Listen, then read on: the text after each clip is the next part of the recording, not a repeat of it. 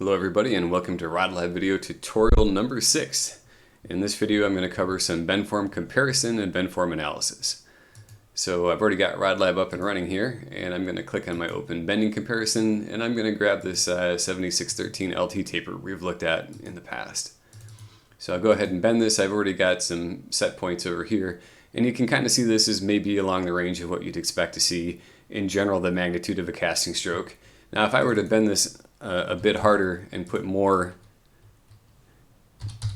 force into this rod, I can bend it to the point, let me add the line so you can see better, I can bend it to the point where, again, this is not a realistic casting bend form, and you can see I'm not really bending much in the tip. And you can kind of tell that because the tip is almost pointed directly down the line.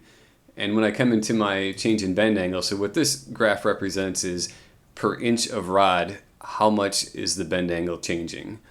So if you look at the lower bend forms, it's bending more in the butt. As that increases and comes along, when I get to the higher bend forms, it's bending more in the tip, and there's almost no bending. It's bending more in the butt, and there's almost no bending in the tip.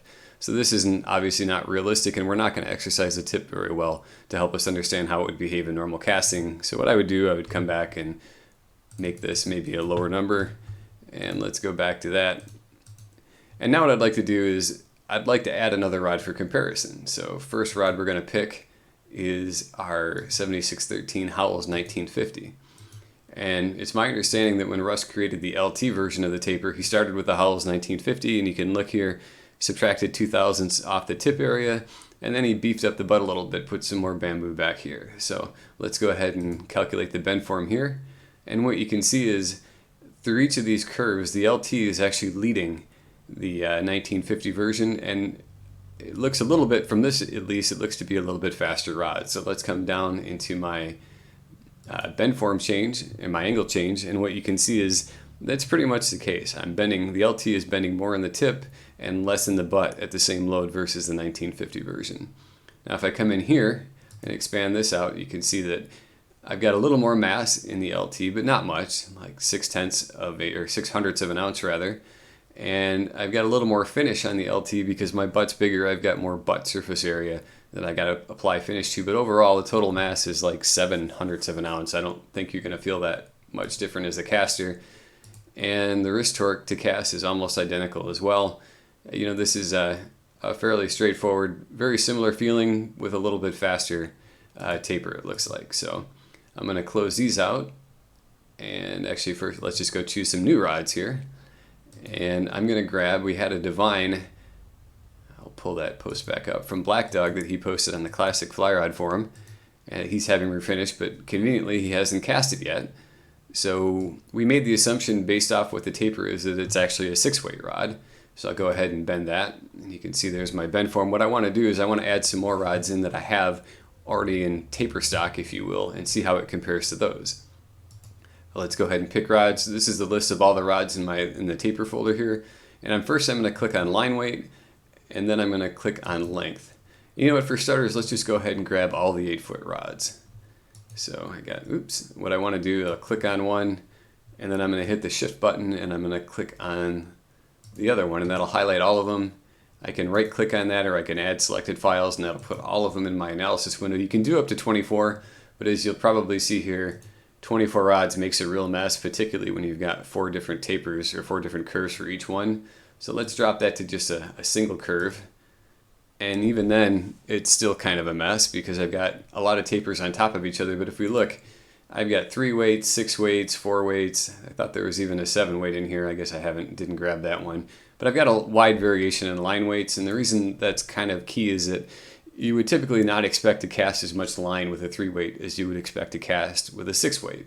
So the 3-weight rod would probably not stand up to the same casting profile that you would expect a 6-weight rod to stand up to. So let's go back and choose rods again. I'm going to take all those out, and let's just go back to click line weight, click length, and I'm going to grab my 6-weight 8-foot rods, and there they are. And when I do this one, you'll see I end up with 5 rods here. And 4 of them are pretty close to each other, but this other rod, this Dickerson 8014, is really quite a ways out. And the reason for that is, if you're familiar with the 8014 taper, I've never built one myself, but a little bit of the reading I've done effectively says, yeah, it's rated as a 6 weight, but it's probably more of a 7 or 8 weight rod. So what I'm going to do, I'm going to go ahead, I'm going to click on that, and then I right click on it, and then that takes it right out of my analysis. So we come back, and now I've got 4 rods pretty close to being on top of each other. And let's look at the bend angle. The one thing that's pretty important here that you'll see is that a couple of these rods don't actually start bending from the same place. And the reason for that is each rod has a grip pivot point. I'll call it a calibration, or that's going to tell us where that rod is being held in your hand. So this is the point along the grip that you would hold the rod to cast the rod. And so the farther up the rod you grab that point, the less leverage you have, or the less action length you have. And you can see some of these aren't entered the same. So the way I'm going to get around this is I'm going to go ahead and make what are called analysis tapers. So you can see my red and my green, my Edwards and my Leonard are both have different grip pivot points. So what I'll do, highlight the Edwards, I'll click add analysis taper, and now I've got this Edwards 50 Alt 0. And I'm going to take the Edwards 50 and I'll get rid of it in a minute. But first I'll go ahead and I'll do a Bendform calculation, in which you can't really see because they're right on top of each other, but Edwards and Edwards Alt 0 are both right on top of each other. So I'm going to just take that 50 out of there.